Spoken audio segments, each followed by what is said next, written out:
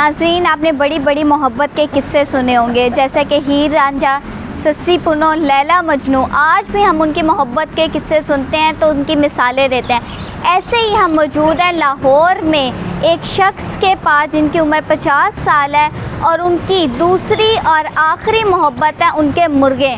जी हाँ, उनकी दूसरी और आखिरी मोहब्बत है उनके मुर्गे। तो आए हम उनसे मिलते हैं और हम उनसे बातचीत करते हैं। अस्सलाम वालेकुम। जी वालेकुम अस्सलाम। अच्छा, कहा जाता है कि आपकी दूसरी और आखिरी मोहब्बत है आपके मुर्गे, तो ऐसा क्यों कहा जाता है और आपकी पहली मोहब्बत कौन है? पहली मोहब्बत मेरी अल्हम्दुलिल्लाह मेरी बेगम है और आखिरी मोहब्बत अभी तक मैंने डिसाइड नहीं की, मोहब्बतें तो चलती चल रही हैं। अभी लास्ट जो मोहब्बत मेरी हुई है ये पैरेट बीक लॉन्ग टेल से है। इसके बाद और अल्लाह की को बनाई हुई खूबसूरत ब्रीड आ जाएगी तो मैं उससे भी मोहब्बत वैसे ही करूँगा। अच्छा, माशाल्लाह। अच्छा, अपना थोड़ा सा तारुफ करवाइएगा हमारे व्यूवर्स को। मैं मुकम्मल तारुफ कराता हूँ जी। मेरा नाम मोइनुल्लाह खान है और मैं लाहौर से ताल्लुक़ रखता हूँ और शामू की और दूसरी फैंसी पोल्ट्रीज़ की मैं शौक़ करता हूँ। अब मेरे पास लॉन्ग टेल पैरेट बीक अल्हम्दुलिल्लाह आ चुकी है। अच्छा, फैंसी ब्रीड्स पे आप काम कर रहे हैं तो उनकी पाकिस्तान में क्या वैल्यू है? फैंसी ब्रीड बेसिकली देखें एक शौक़ है जो अल्लाह की बनाई हुई खूबसूरत ब्रीड्स है। जैसे आप इसको देखें, इसकी जो चोंच है तोते जैसी है बिल्कुल, जो बीक है बिल्कुल तोते जैसी है और टेल मोर जैसी है, लॉन्ग टेल है। अब ये यूनिक ब्रीड है, यानी कि मुर्गे ऐसे नहीं होते बेसिकली। शामू है, शामू एक फ़ाइटर ब्रीड है और एक बड़े साइज़ में और उसमें होता है। इसी तरह मैं पहले शौक़ और भी किया था, जिस तरह इसका अयाम सिमानी का, वो भी एक यूनिक है। उसका मीट भी काला होता है, उसके ऑलमोस्ट ऑर्गन भी काले होते हैं और वो बड़ी अच्छी। मैं थोड़ी सी यूनिक ब्रीड्स के ऊपर काम करता हूँ। मैं सारी वो वाली ब्रीड के ऊपर काम नहीं करता कि ये भी आ गई वो भी आ गई। मैं उन ब्रीड पे काम करता हूँ जो वाकई मेरे अल्लाह ने वाकई ही खूबसूरत और यूनिक बनाई हुई है। माशाल्लाह। अच्छा, फैंसी ब्रीड में आप कब आए थे और क्या सोच के आए थे और पाकिस्तान में आजकल इनका क्या स्कोप है? मेरी सबसे पहली चीज़ ये फैंसी ब्रीड में मैं आया ही नहीं है, आज तक भी नहीं आया। मैं असील के ऊपर, शामू के ऊपर काम कर रहा हूँ, पैरेट बीक पे कर रहा हूँ। फैंसी अगर अयाम सुमानी कहें तो वो भी फैंसी नहीं है। वैसे मुझे काम करते हुए तकरीबन 5 साल हो गए एज़ प्रोफेशन। उससे पहले मैं एक रिप्यूटेड कंपनी में एक अच्छे लेवल पे जॉब करता था और ये मेरा सिर्फ शौक़ था। शौक़ के साथ ये कारोबार बना है और आज अल्हम्दुलिल्लाह आई एम हैप्पी। तो इनका पाकिस्तान में क्या स्कोप है? स्कोप बेहतरीन है, स्कोप से इशू कोई भी नहीं है। एक सिंपल सी चीज़ है, कोई भी ऐसा कारोबार नहीं है आपके कि आपके घर में 4x6 की जगह हो और उसमें आप सिर्फ 3 या 4 बर्ड लगाएं। शामू है, जैसे शामू का जो बेबी है वो इस टाइम जो है 10,000 रुपये का 15 से 20 दिन का बिकता है। ये पैरेट बीक है, इसमें जो है इसका बेबी 40,000 रुपये का बिकता है। तो अगर 5 बेबी भी आपने पैरेट बीक के महीने में बेचे हुए हैं तो इतनी इन्वेस्टमेंट में इतना रिटर्न तो कहीं से भी नहीं आ सकता, किसी भी कारोबार में नहीं आता। बस इसमें एक चीज़ आपके व्यूवर्स को ये बता दूं, सिर्फ ये सोच के करें ये लाइफ स्टॉक है, ये हाथों में भी जान दे देते हैं। ये ऐसा ना सोचें कि ये एक बर्ड ले लिया और ये सारी ज़िंदगी चलता रहेगा। ये मेरे और आपकी तरह है, हमारी भी ज़िंदगी का नहीं पता, इसी तरह इनका भी नहीं पता। केयर कर सकते हैं, कोशिश कर सकते हैं, मेहनत कर सकते हैं, ना इन्हें सांस दे सकते हैं ना इन्हें ज़िंदगी दे सकते हैं। अच्छा, बहुत सारे लोगों ने पोल्ट्री पे काम शुरू किया और फिर ख़त्म कर दिया, ऐसा क्यों? बड़े शौक़ से स्टार्ट करते हैं और बड़ी जल्दी जो है उसको वाइंड अप भी कर देते हैं। चीज़ ये है कि मैंने आपको भी पहले एक चीज़ बताई है कि ये मैंने शौक़ किया है। पोल्ट्री का काम ख़ास तौर पे ये जो हम स्मार्ट फार्मिंग कर रहे हैं इन ब्रीड्स की, इसका काम सिर्फ शौक़ की हैसियत से, नीयत से करें, ये बिज़नेस खुद ही बन जाएगा। अगर आप प्रॉपरली इसको बिज़नेस लेके चलेंगे ना तो फिर वो जब आप कैलकुलेशन में आते हैं ना, इतने महीने में इतने चूज़े नहीं बिके, मेरे जी इतने निकले, इतने नहीं बिके, वो लोग बेसिकली अब जो है ना डिप्रेशन में आके जो है ना फारिग कर जाते हैं। रही बात सेकंड कि जो है ना ये बंद उन्होंने, एक ये चीज़ है। दूसरी चीज़ ये है, मैंने जैसे बताया ये लाइफ स्टॉक है।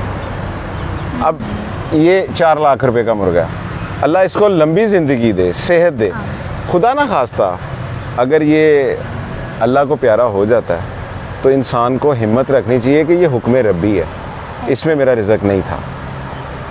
अच्छा, अगर अब कोई काम शुरू करना चाहे इस पर तो वो किन किन पे कर सकता है, यानी कि कौन सी जो है उसको बेस्ट रहेगी? सबसे पहली चीज़ तो एक मेरी जो है ना जहन में, आपके व्यूवर्स भी और आप भी और मैं भी, बीइंग अ मुस्लिम हमारा ईमान है, काम कोई बुरा नहीं है जो हलाल काम है, मगर हर काम में हर किसी का रिज़्क नहीं लिखा हुआ अल्लाह ताला ने। हम ट्राई करते हैं कोई भी काम करके, जैसे मैं एक फ्लॉप डेयरी फार्मर हूँ, ठीक है। अब डेयरी फार्म का काम तो गलत नहीं है, मगर मेरा उसमें रिज़्क नहीं था। मेरा रिज़्क अल्लाह ने इधर लिखा हुआ और बेहतरीन लिखा हुआ है। नंबर 2, शामू पे काम करें, पैरेट वीक पे काम करें, आयाम सिमानी पे काम करें, बेहतरीन चल रही हैं, कोई ऐसा मसला नहीं है। सिर्फ कैलकुलेशनें ना करें। इतनी इन्वेस्टमेंट में कोई आपका घर का काम ऐसा बिज़नेस नहीं है जो आपको इतना पे बैक करता हो। शामू का एक सिंपल सी चीज़ है, अगर शामू का एक ट्रायो आप ले लेते हैं, मैं कहता हूँ जी आपके पास अगर वो वाली क्वालिटी नहीं है जो मेरे पास पड़ी हुई है, अगर आपके पास नॉर्मल क्वालिटी भी है तो उसका भी 5-6 हज़ार रुपये का चूज़ा बिक जाता है। एक मुर्गी 15 से 18 अंडे तो इजीली देती है, उसमें से 10 बच्चे निकल आते हैं। महीने के 10 नहीं बिकेंगे, 5 तो बिक जाएंगे। तो 2-2.5 लाख रुपए खर्च करके अगर 20,000 रुपये महीना आप कमा लेते हैं तो इनफ है। मैं वो वाली बातें नहीं करूँगा कि रात को गरीब सोएं और सुबह अमीर उठें, ये लॉजिकली भी सही नहीं है और प्रैक्टिकली भी नहीं है। अच्छा, इनके जो शर्ट्स हैं आपने बड़ी अच्छी इनकी कीमतें बताई हैं इनकी, तो इनको किस तरह से डिज़ाइन किया जाता है, इनको क्या एनवायरनमेंट चाहिए होता है? इनको बिल्कुल ऐसे डिज़ाइन किया जाता है मिस के एक सिंपल सी चीज़ है, ये जानदार चीज़ें हैं। इनको आपने जो स्पेस देनी है वो इनके साइज़ के हिसाब से देनी है, ठीक है। अब मेरे पास जो वो पीछे केज हैं वो 5 बाई 5 के केज हैं, यानी कि 5 फुट विड्थ है और 5 फुट उनकी लेंथ है और 5 फुट ही हाइट है। अब जैसे आप इस साइड पे देखेंगे तो इधर नीचे वाले केजेस बड़े बने हुए हैं, वो दूसरी ब्रीडों के लिए बनाए हुए हैं। इनको अपने साइज़ के हिसाब से स्पेस देनी है। अगर आप बेंटम रखेंगे, 0 साइज़ रखेंगे, वो इतना सा होता है। वो इस केज में, जिस केज में मैंने 3-3 परिंदे ये वाले छोड़े हुए, उसमें वो 8 भी आ सकते हैं।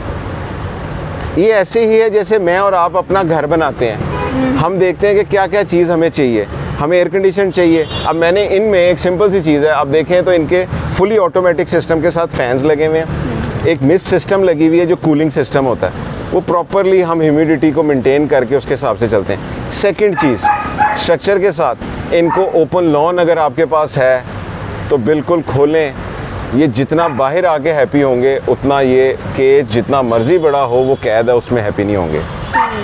अच्छा, तो इनको कौन कौन सी वैक्सीनेशंस इनको लगती हैं और इनको कौन कौन सी बीमारियां होती हैं? बीमारियां देखें, जो इनमें जो सबसे जो कॉमन सी बीमारी है ना वो एनडी होती है, ठीक है।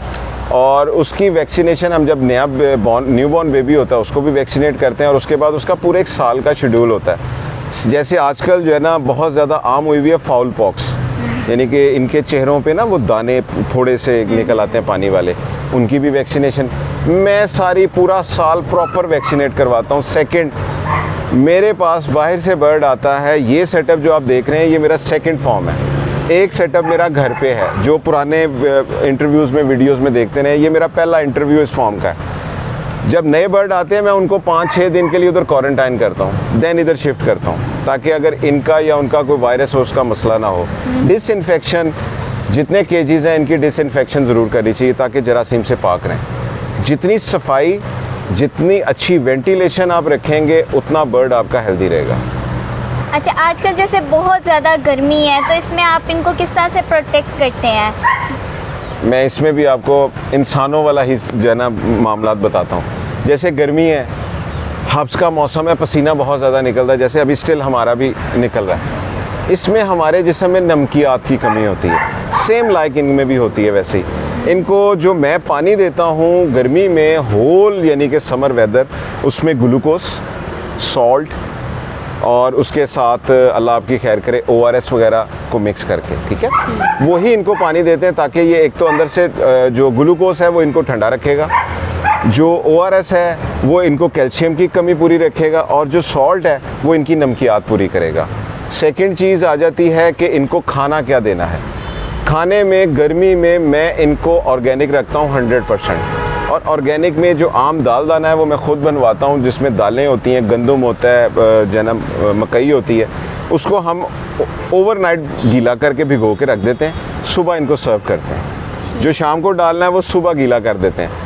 वो गीले से एक तो वो नरम हो जाता है, गर्मी में डाइजेस्ट सिस्टम थोड़ा सा डिस्टर्ब होता है, तो वो जब दाना नरम हो जाता है वो तो डाइजेस्ट करना आसान हो जाता है। जब डाइजेस्ट आसान हो जाता है तो बीमारी नहीं आती।